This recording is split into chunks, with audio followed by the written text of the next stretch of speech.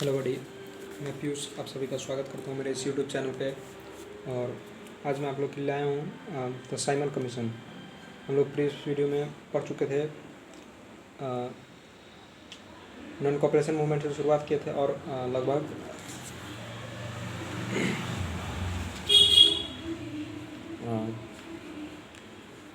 Movement start हुआ था, फिर स्लो हो गया, फिर हम लोग लैंड इमिग्रेशन एक्ट के बारे में इसमें पढ़े थे, कैसे हुआ था वो सबको हम डिटेल में पढ़ चुके थे। आज हम लोग पढ़ने वाले हैं साइमन कमीशन। अब क्या हुआ तो इसका जो हम लोग पहले की पॉइंट ही देख लेते हैं, उसके बाद थोड़ा डिटेल में, बिकॉज की पॉइंट यदि आप याद है आपको तो आप अपने मन से भी उसको कहानी बना के लिख सकते हैं। इसलिए key point is most important, so listen be carefully to key point. तो देखिए, ये मेरे द्वारा बनाया गया नोट्स है। इसी टेस्ट के बदौलत मैंने प्रीवियस वीडियो में बताया भी था, इसी की नोट्स के बराबर बदौलत मैंने टेस्ट में 93% रिजल्ट ये किया था, अर्न किया था। आप लोग भगवान से प्रार्थना कीजिए कि एग्ज़ाम में भी ऐसे ही हो जाए, ठीक है। तो चलिए let's come to the topic. तो साइमन कमीशन था वो 1927 ईस्वी में ये किया गया, स्टार्ट किया गया ब्रिटिश में, और किसके, ब्रिटिश गवर्नमेंट के द्वारा। और इसके लिए कोई इंडियन मेंबर नहीं था, इसी कारण वो इंडियन मेंबर को गुस्सा आ गया इस पे, साइमन कमीशन के रूल पे। और जब वो इंडिया आया था 1928 में, तो ये greeted with go back Simon, ये लोगों ने नारा दिया गो बैक साइमन, साइमन वापस जाओ, ठीक है। तो यहाँ तक क्लियर है। क्यों नारा दिया है उन्होंने ऐसा, क्योंकि उसमें कुछ इंडियन मेंबर नहीं थे। तो यही हमारा साइमन कमीशन। और आगे लिख रहा है कि after that in 1929 the Irwin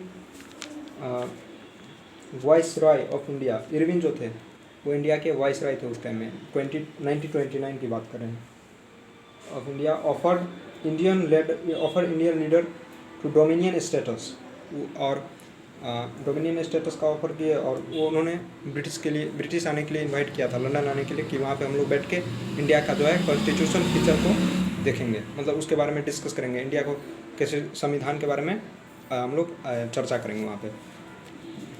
लेकिन महात्मा गांधी ने, कांग्रेस लीडर उनको ठुकरा दिया।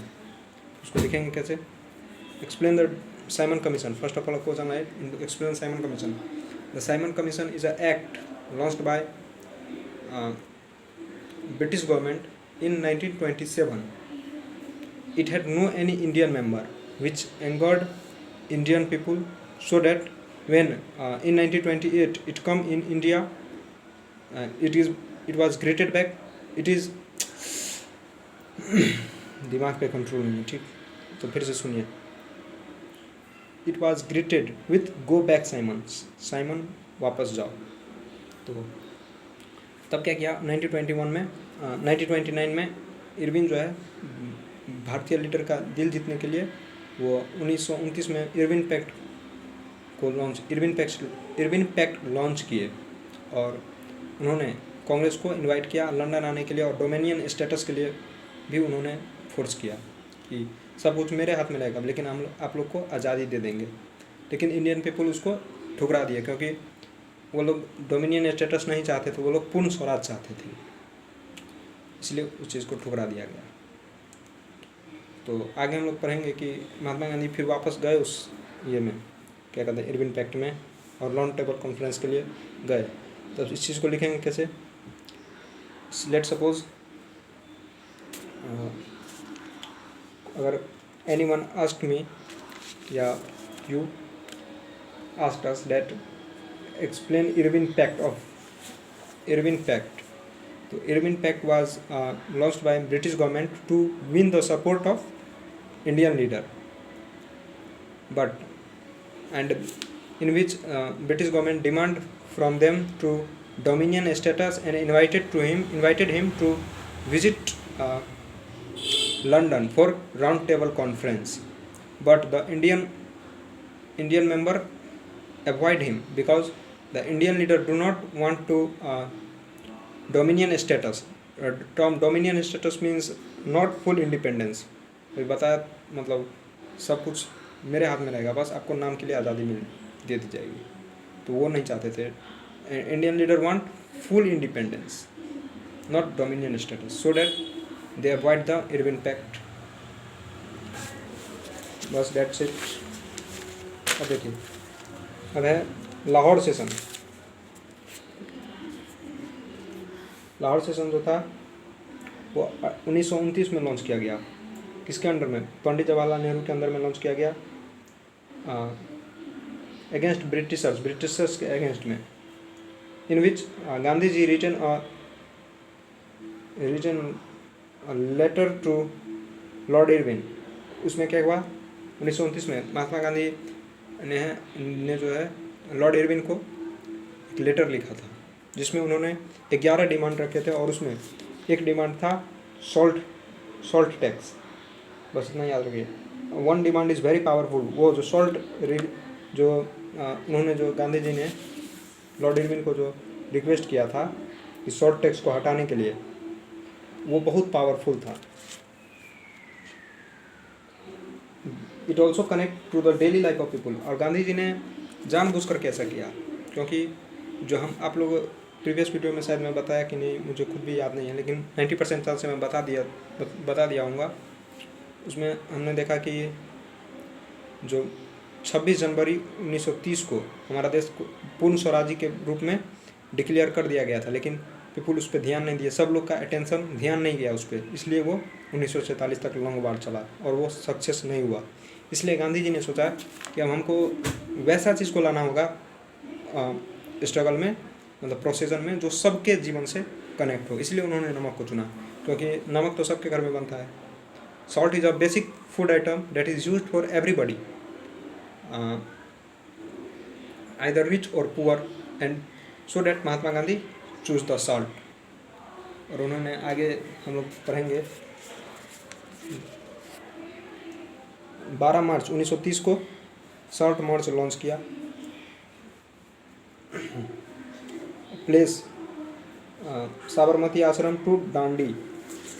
उसमें उन्होंने साबरमती आश्रम से उसको शुरुआत किया, पैदल चले सब लोग। उसमें 24 वॉलंटियर लोग गए। वॉलंटियर का मतलब होता है जो समाज सेवक होते हैं, जो बिना पैसा लिए काम करते हैं, वो गए। और ये प्रोटेस्ट उस प्रोटेस्ट में गांधी जी 200 और अनेक लोग 240 माइल 385 किलोमीटर यहाँ से पटना तक पैदल चलते गए। और ये प्रोटेस्ट जो है 24 दिन का रहा। और 12 मार्च 1930 को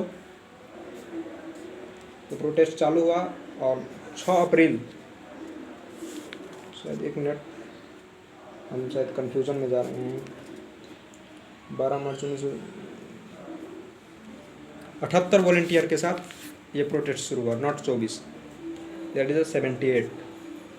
और उसमें गांधी जी ने 285 किलोमीटर चला, 385 किलोमीटर चला था, 240 माइल चला था। क्वेश्चन कुछ भी आ सकता है। उसमें कहाँ से शुरू हुआ था? साबरमती आश्रम से दांडी तक उन्होंने पैदल चला था, और गांधी जी के साथ अनेक लोग भी चले थे पैदल। और वहाँ पे जाके उन्होंने टैक्स को, नमक बॉयल किया सी वाटर की मदद से, सी वाटर को बॉयल किया और नमक बनाया, और सॉल्ट टैक्स को तोड़ा। और अब देखिए, ये की पॉइंट्स है, मैं केवल की पॉइंट बता रहा हूँ। आप लोग का ये ड्यूटी है कि आप की पॉइंट्स को दिमाग में रखें, और एग्ज़ाम में अच्छा से अच्छा कहानी आप लोग अपने मन से उस पर ये करें, शो करें, मेंशन करें। अब देखिए डिफरेंस, तो अब सिविल डिसोबीडियंस मूवमेंट यहाँ पे हमारा फाइनली खत्म होता है, और नॉन कॉपरेशन मूवमेंट। तो अब क्या था कि difference between CDM and NCM। तो CDM में क्या था? CDM में पीपुल खुलेआम लॉ को तोड़ रहे थे, और CDM में पीपुल जो है वो लॉ को तोड़ रहे थे, लॉ को बाइकआउट कर रहे थे, लॉ को पूरा नहीं कर रहे थे। और NCM में क्या है? तो बाइकआउट कर रहे थे, थिंग्स को बाइकआउट कर रहे थे, मतलब ब्रिटिश गवर्नमेंट को कॉपरेट नहीं करना है, रूल नहीं टूटा था उसमें।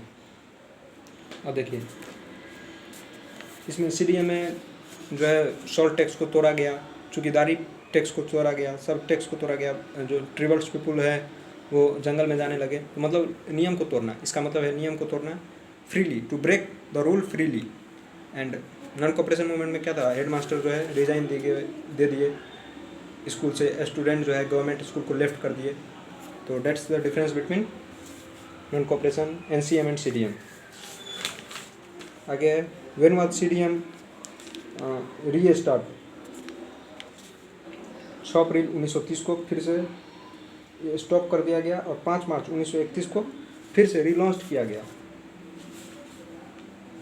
क्योंकि वहाँ पे गांधी जी जो गए थे 1929 में, तो वहाँ पे बात नहीं बनी। और हमारे टीचर लोग कहते हैं कि वहाँ पे एक्चुअली में ब्रिटिश गवर्नमेंट के साथ गांधी जी को कुछ नहीं हुआ था, भीमराव अम्बेडकर और इनके बीच में, दोनों के बीच में टसल हो गया था।